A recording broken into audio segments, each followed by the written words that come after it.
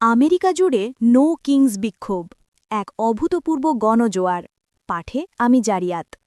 ভূমিকা। সম্প্রতি মার্কিন যুক্তরাষ্ট্রে এক নজিরবিহীন রাজনৈতিক কর্মসূচি পালিত হয়েছে। দেশটির বর্তমান প্রেসিডেন্ট ডোনাল্ড ট্রাম্পের শাসনের বিরুদ্ধে এবং গণতন্ত্র রক্ষার দাবিতে রাজপথে নেমে এসেছে লাখ লাখ মানুষ। নো কিংস বা আমরা কোনো রাজা চাই না, এই স্লোগানকে সামনে রেখে আয়োজিত এই আন্দোলন আমেরিকার সাম্প্রতিক ইতিহাসের অন্যতম বৃহত্তম বিক্ষোভ হিসেবে গণ্য হচ্ছে। মূল প্রতিবেদন। শনিবার আমেরিকার রাজধানী ওয়াশিংটন ডিসি, নিউ ইয়র্ক এবং লস অ্যাঞ্জেলেস সহ ৫০টি অঙ্গরাজ্যের প্রায় ৩,৩০০টি স্থানে এই বিক্ষোভ অনুষ্ঠিত হয়। আয়োজকদের দাবি অনুযায়ী এই কর্মসূচিতে প্রায় ৮০ লক্ষ মানুষ অংশ নিয়েছেন।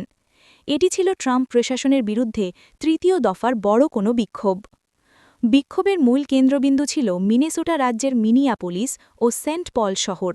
সেখানে প্রায় ২ লাখ মানুষ সমবেত হন। উল্লেখ্য যে মিনেসোটার গভর্নর টিম ওয়ালজ সরাসরি এই বিক্ষোভে অংশ নিয়ে ট্রাম্পের বিভিন্ন নীতির কঠোর সমালোচনা করেন।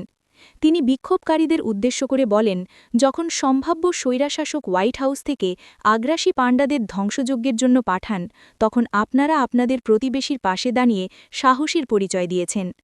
বিক্ষোভে অংশ নিয়ে প্রখ্যাত হলিউড অভিনেতা রবার্ট ডি নিরো ট্রাম্পকে আমেরিকার স্বাধীনতার জন্য মূর্তমান হুমকি হিসেবে অভিহিত করেন। অন্যদিকে জনপ্রিয় সেনেটর বার্নি স্যান্ডার্স তার বক্তব্যে বলেন, এই আন্দোলন আমেরিকার জনগণকে দেখিয়েছে গণতন্ত্রের আসল শক্তি কী এবং কিভাবে তৃণমূল পর্যায় থেকে ন্যায় বিচারের পক্ষে দাঁড়াতে হয়। তিনি শুধুমাত্র ট্রাম্পের সমালোচনাতেই সীমাবদ্ধ থাকেননি, বরং গুটি কয়েক মাল্টিবিলিয়নেয়ারের হাতে ক্ষমতা কুক্ষিগত হওয়ার বিরুদ্ধেও সরব হন। উপসংহার। আমেরিকার সাধারণ মানুষ থেকে শুরু করে রাজনৈতিক ব্যক্তিত্ব এবং অভিনয় জগতের তারকারা এই নো কিংস আন্দোলনে একাত্মতা ঘোষণা করেছেন। ক্রমবর্ধমান সামাজিক অস্থিরতা এবং রাজনৈতিক মেরুবর্তনের এই সময় সাধারণ মানুষের এই ব্যাপক অংশগ্রহণ দেশটির ভবিষ্যৎ রাজনীতির জন্য এক গুরুত্বপূর্ণ বার্তা বহন করছে।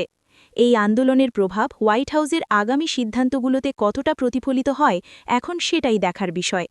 ভালো লাগলে একটা লাইক, শেয়ার, সাবস্ক্রাইব আশা করতেই পারি।